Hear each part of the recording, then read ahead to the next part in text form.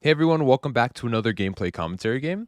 In this one, we're going to be going over a Ymir support match. Now, I know I posted up a Ymir game like just a few days ago, but that was a Ymir jungle game. And this one's going to be support, so it's going to be like a lot different, right? We're not going to be building crit and all that kind of stuff. And also, there's only like 20 characters in the game anyway, so realistically, how many different character gameplay guides can I do, right? But in any case, though, yeah, this is going to be a Ymir support match that I had. This was really good. So hopefully this will teach you guys like a lot of things, a lot of different ways how to play sports. So let's go ahead and get right into it. All right, so to start us off, we're going to go ahead and try to invade the enemy camps. We can do this because we have Sunder. Sunder is going to be able to pretty much execute a buff that is below 400 HP at level 1. So this allows us to do really whatever the hell we want to do. And we're also Ymir. Ymir is actually one of the strongest early game characters, especially in support, because of Ymir's passive increasing his auto attack damage to I think it's like 185% strength, and also his two like doing a big burst damage and slowing people. So as you can see here, I use Sunder. I completely get away from Loki. Loki actually surprisingly does a lot of damage to me, but then I'm like, I could just turn around and fight this guy. Look how much damage I'm doing to him.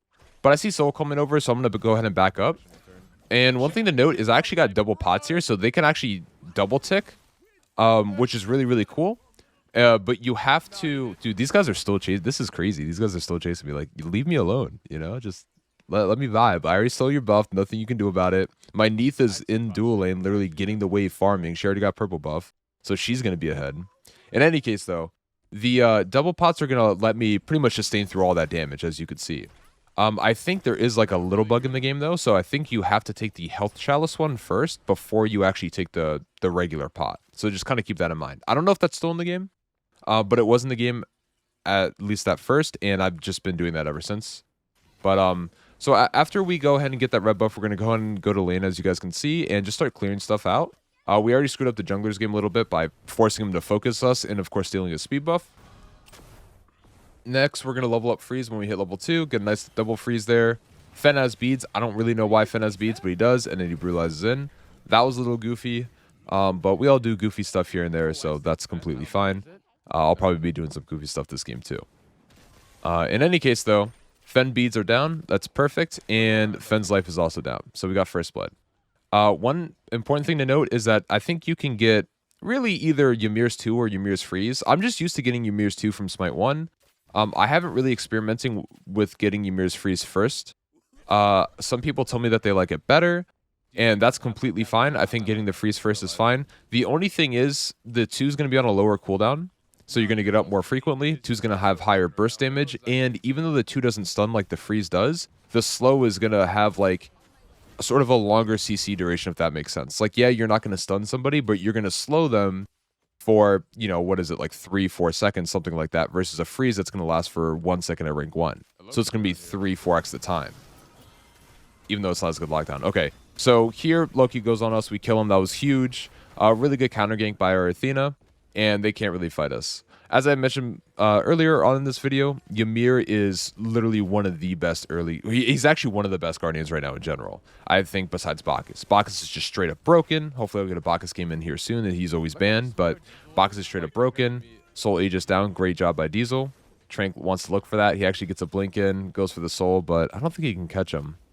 Fenrir jumps in. I want to make sure I hit him while I'm out of tower so I don't die to the tower. And that's exactly what happens. Diesel gets a really nice root. His mechanics are cracked. And we're able to clean him up.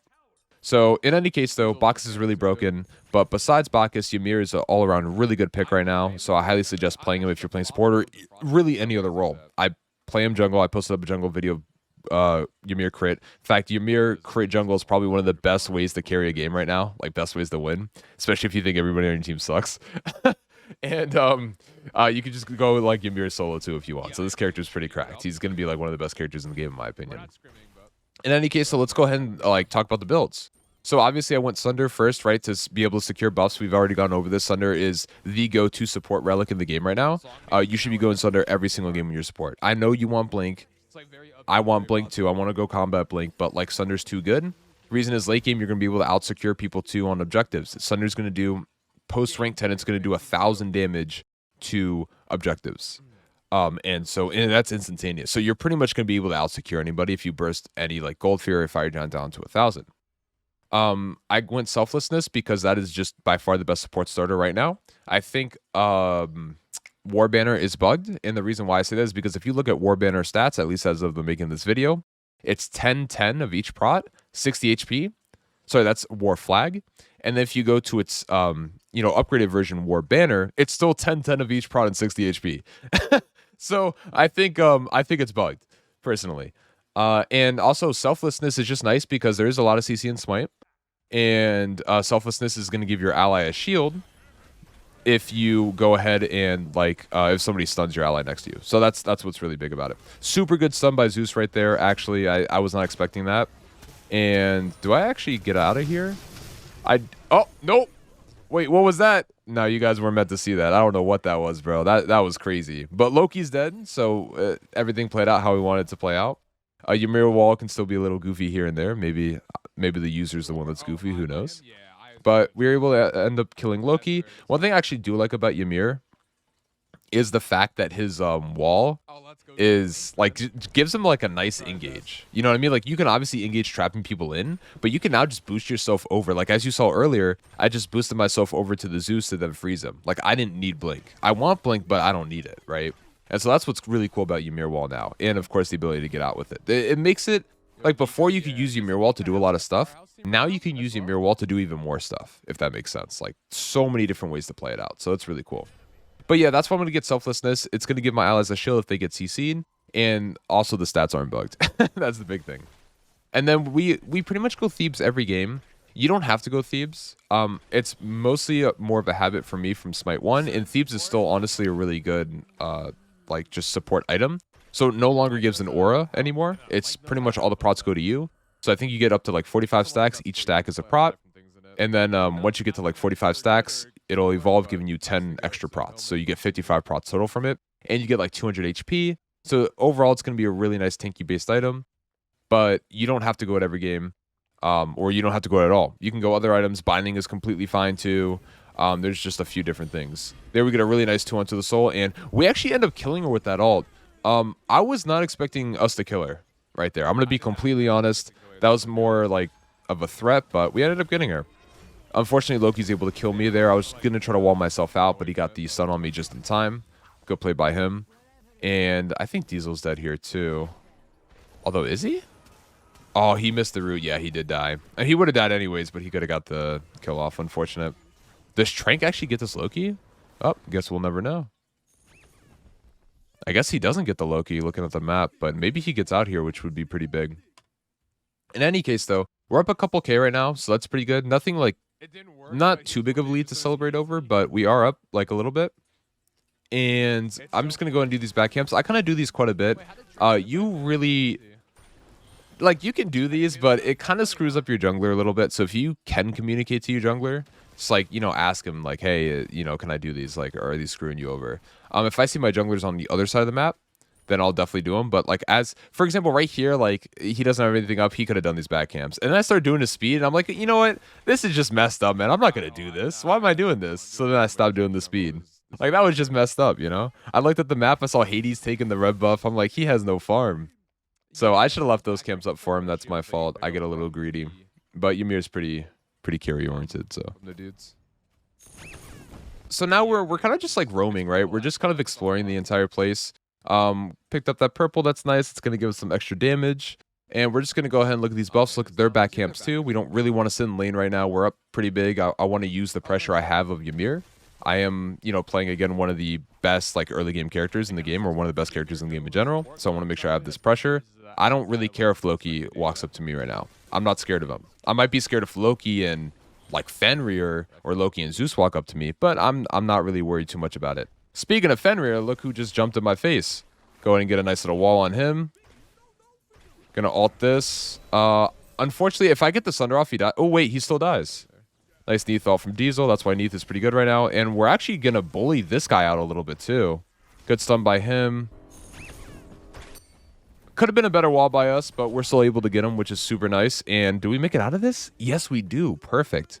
So overall, really good. Listen, if the enemy team kills your teammates in your jungle, especially after they did their camps, aka what we just did, that's probably an F6 angle, to be honest. So after that play, we're going to be at 4K, or almost 4K, 12 to 5. And it's not even 10 minutes into the game yet. So now we're in a really good position. Ymir, in my opinion, is going to scale a lot better than Fenrir Sport is.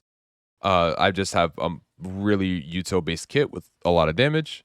We're still stacking our Thebes. And we are going into... Actually, I kind of forgot what item we're going into next. I'm still trying to get acquainted with all the T2s and how they go with the T3s, so forgive me if I forget. But we will see soon enough, so that's good.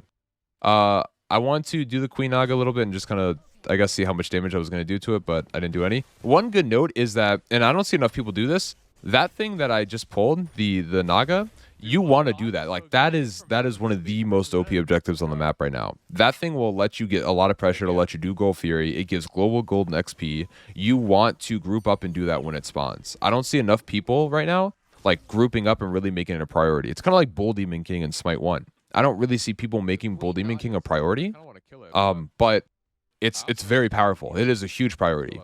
And if you ask like any like relatively good player in this game, like any support anybody, they will say that the Queen Naga is one of the best objectives right now to get. So you want to group up, you want to make sure you do those. Again, it's going to allow you to get the Naga assault buff, which is going to be able to tank and do additional damage. Super good freeze, engage, wall, everything to that soul, by the way. But it's going to allow you to do extra damage and tank the Gold Fury. And it's also a source of global golden XP, so like there's just no reason not to get it. In any case, though, I think the enemy team just got it. And we're going to get the speed, which is awesome. So we killed the soul, got the speed. So we're still pressing our lead a little bit. And I really severely screwed that up. Oh my goodness, that I screwed up. I thought what was going to happen was Fenrir was going to bite me there. And so I went ult to immune it. But of course, that's not what happened. And I should have just walled to block off the ult. There we kind of predict where Loki's going to go because we have wall hacks. I mean, we just, saw where he was going to go, of course. And unfortunately, we're not able to punish him. But we did assert our dominance, which is really, really good. So after we clear mid wave, again, we're super up. We have an Athena jungle. And I actually see these guys going left jungle. I see Diesel up here, so I actually cancel my back to walk up top left. And the reason why I did that is, again, because I saw them sort of going over to my Neath, right, to Diesel. So I wanted to make sure that he was taken care of and we can honestly fight. And if we could have wiped them there, or if they did try to take a fight and we wipe them there, then we just get gold. So that was the whole point of me canceling my back. Otherwise, I was just going to go ahead and get my item. But I see they're pretty far pushed up in mid. So right now, I'm just sort of looking at the map, right, trying to influence and make a decision on what I want to do there. Push him in mid, gonna freeze Zeus, get his beads, get a really good wall on him, and he's just dead, right? Homie is stuck between a rock and a hard place. From here, I want to say we could do gold, but not really. Diesel's getting chased, and I'm also half health, so this can be kind of rough. We also don't have the Queen Naga or the assault buff that it gives, so can't really do that. But I'm still gonna explore a little bit. Got a little bit extra sustain thanks to Hades. Gonna try to look at these buffs and see if they're up. If not, then we're going to get timers, which is nice. So our teammates and I now know when it's up. And we can go ahead and flank this Odin.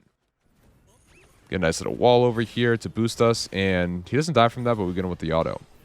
There, I'm going to give all the credit to Susanna, right? Susanna was able to get him weak. He created the opportunity for me to go over and kill him. And I created the opportunity for myself because I was already roaming that side jungle anyways to be able to kill him. So props to Susano there, props to me for being there, and all around a really good play. Oh, hold on. Here you see the Fenrir. I accidentally froze the air there, but got the Fenrir here, and we're actually able to, now that I'm like watching this back and thinking about it, it's a really good thing when I was trying to VGS that I accidentally froze the air. Because if I didn't do that, I would have backed Susano would have been 6 feet deep. And we would have never killed that Fenrir. So it was actually really, really good that I accidentally froze the air there. But we're going to go ahead and get it back off after that. And like I said earlier, though, by the time, if we're at this stage in the game, we should just win. Okay, so we're going to go into Spirit Robe. Spirit Robe I really like. It's another item that you could actually go instead of Thebes. So what's cool about Spirit Robe is that it gives you 40 base physical prots and 15 magical prots. Or prots. I'm saying this off the top of my head, but I'm pretty sure that's what it is. I don't know why the magical prots are so low on the base stats, but it's 40-15, and the passive gives you 50 protections if you get CC'd. And what's cool about that too is that there's no internal cooldown. Meaning and this lasts for about 4 seconds, assuming it's not bugged, but this lasts for about 4 seconds. But what's cool is that if you get CC'd, You get 50 additional protections, and then you get CC'd again, it'll reproc. There's no cooldown between the two. Like, for example, Spirit Robe back in Smite 1 was 15% damage mitigation, which I think is better, but it means that you took 15% reduced damage. And, oh, hold on, let's see what happens to this Fenrir. Oh, never mind, he's just dead. Ran into Diesel, GG. But in any case, though, but there was an internal cooldown in Smite 1 of about 15 seconds. So, you know, if you got CC'd, then got CC'd again right afterwards, it wouldn't, like, reproc it. But now it actually reprocs, which I think is really goated. So I actually really like the Spirit Robe change a lot. So I think Spirit Robe right now in support is, I wouldn't say it's a must-buy, because you do have to look at the team comps and see, like, what their CC is like. But most times in Smite, I mean, we've all been playing Smite for years, I assume, at this point. If you haven't been, if you're new, then Smite has a lot of CC. That's pretty much what I'm trying to get at. And so most games, I think Spirit Robe is really appropriate. You don't have to go Spirit Robe every game. You just have to determine, you know, whether they have a lot of CC or not. Shit, you don't have to go Spirit Robe at all. But I think Spirit Robe's going to be a really, really good item. You could even replace Thebes with it because of how many prots you actually end up getting, especially when you're CC'd. So a nice build that you could do that gives you a lot of protections is like, if you're going like, say, for example, Bacchus, you could go Stone of Binding, you could go Spirit Robe. Like right after that, you're super tanky, you're giving a lot of stuff. Then you go like the Magic Mushroom, right? And of course the AoE beads. By the way, AoE beads or purification beads active. You should be going every single game. Every single game at some point. Besides the amazing active of giving you and your ally CC immunity when you cast it, even while you're being CC'd, you can still cast it. But besides all that, it also gives you 15 flat cooldown rate, which is really nice. And yeah, overall, like probably one of the best, if not the best support item in the game, in my personal opinion. I think some might say it's the Mushroom. Mushroom's also really good. You should probably be going that just about every game, but both of those are fantastic. This game I also got Ankh. So Ankh is pretty much the same. So Ankh was an active, or not an active, sorry, it was a relic back in Smite 1, which reduced like healing, shielding, and all that kind of stuff. In this game, it's an item. It pretty much does the same, but it only reduces the healing. So it reduces healing. It's an aura that reduces it by about 15, or no, sorry, 40%, which is actually really good. Let's see what happens with the Zeus, though. Damn, dude, Nethal just chunked him, man. Got a really good wall into him, and yeah, I mean, Ymir is just amazing. Like, the wall, everything in this kit is just amazing. I would go this character, like, all the time. But, actually, I do kind of go him all the time if you guys watch the streams at all. I play him in like every role right now. He's so fun. In any case, though, I digress. But so in any case, what Ankh does is it pretty much reduces the enemy's healing around them or around you in an aura by about 40%. So it's really, really nice. And the reason why I got it this game is because they have a soul, and soul typically has a lot of healing, especially with their one, with lifesteal that she wants to build, all that kind of jazz. And so that's kind of why I went it. I didn't have to go with this game. But I was like, you know what? Ankh is honestly a really well-statted item. It gives you really good, like, both prots, I believe, and some HP and all that kind of stuff. So it's just a really nice tank item in general. And I was like, you know what? They do have a soul, so let's just kind of go ahead and just keep trying to snowball this game, right? Like, if anybody's going to bring him back in this game, it might be soul damage late game with crit. And I just don't want her, like, life stealing. Let's just, like, lock this down before it even happens, right? And so that's what I did. So now we're level 15. Here I got purification beads. I should be getting my starter. So one thing I mess up a lot in this game is like my starter. It's like I almost never get, or I get it, but I always get it later on by accident because it has the heroism symbol as the T1, and heroism is like the same as, you know, the finalized upgraded compassion in Smite 1. So in my head, I always think like, okay, I already have like the finalized upgrade, but I don't, right? So that's why I always keep forgetting. So, you know, maybe you guys are like that. Maybe you're not. Try to keep a mental note of that. Maybe if you're playing. But Purification Beads definitely still really good here. Like I said, probably, in my opinion, the best support item in the game. Typically, I'll go this actually way earlier than this. And it's going to be really good this game because they have a Fenrir, right? So Fenrir wants to bite somebody, whether it's me or an ally. We're going to go ahead and use it on me or the ally. And we're going to be cleansed of it. In fact, I think one of the best ways for them to come back in this game is getting a really good Fenrir ult on so one of my carries, then like bursting them off that ult. So if I can just prevent that, then it's going to be really hard for them to get back into the game. But in any case, though, that's what it's going to give us. And yeah, overall, this build is looking really sick so far. If only my face cam wasn't in the way, I could show you guys the stats. I do have like a Smite 2 source, so I don't know why I wasn't using that this game, but it's all good. It is what it is. But yeah, we're going to have really good prots here and some cooldown rate. We're going to go back mid, And I thought Fenrir was going to jump that wall, so I just kind of backed off. Nothing too much to get right now. We don't have a wave yet. Loki's actually doing a pretty good job of, or he tried to do a good job of exiting the wave. But after we got the pick onto Soul, that kind of opens it up for us to actually come in. And now the wave is actually walking up too. So we should just be able to get this Phoenix for free. I'm kind of messing around with my Athena for some reason. That's all right though. Like I said, we're all goofy here and there. Odin actually has a good jump onto the freeze. And I guess the jump wasn't good enough because he jumped into everybody else's damage. So we're going to go ahead and get this Phoenix here eventually.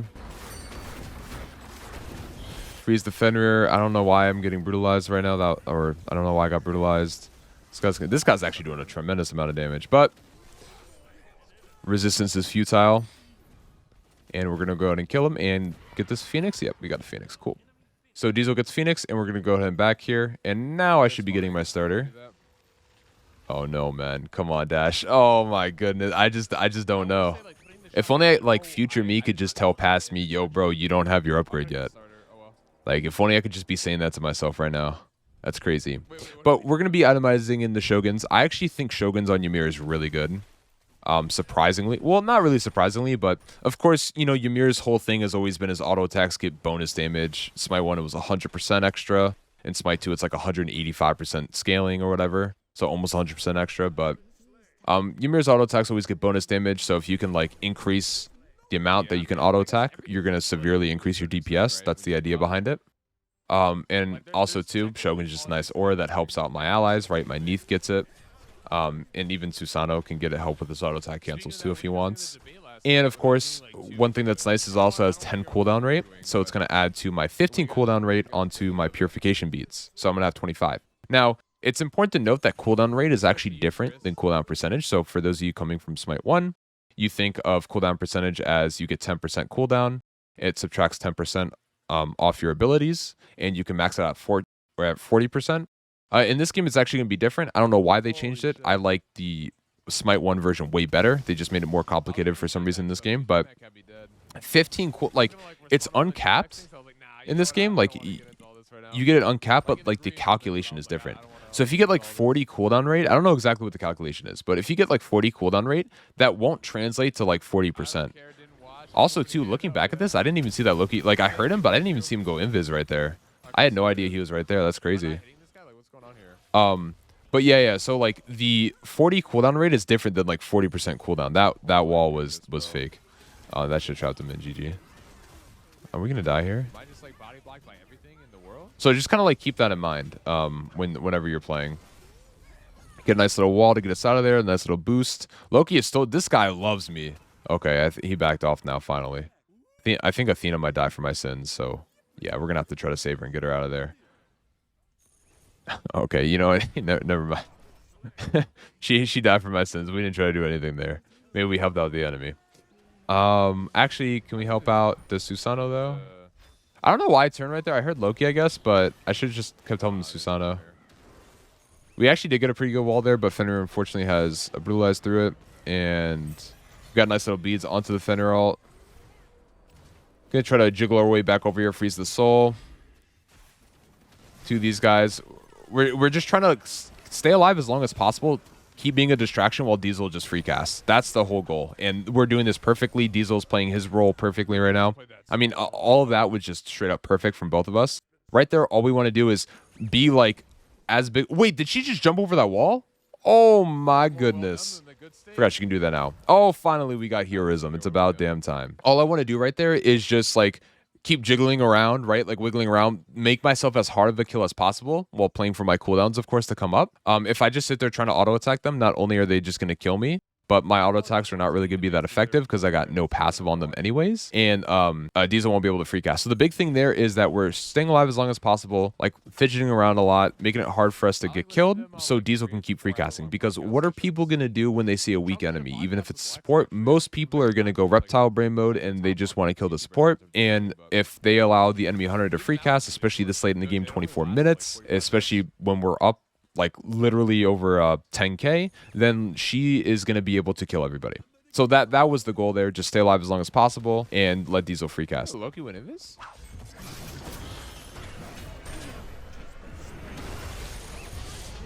I don't know what happened to my wall right there. I never canceled it. Maybe there's some weird interaction between Odin ult and Ymir wall. But I swear to you, bro, I never canceled that wall. That was weird. Gonna get a wall here, look for an engage, create a little bit of space between them and my allies. And Fenrir is still brutalizing me 24 minutes in. He just has not learned his lesson. Okay. Titan's really weak, so we can just go over and kill this thing.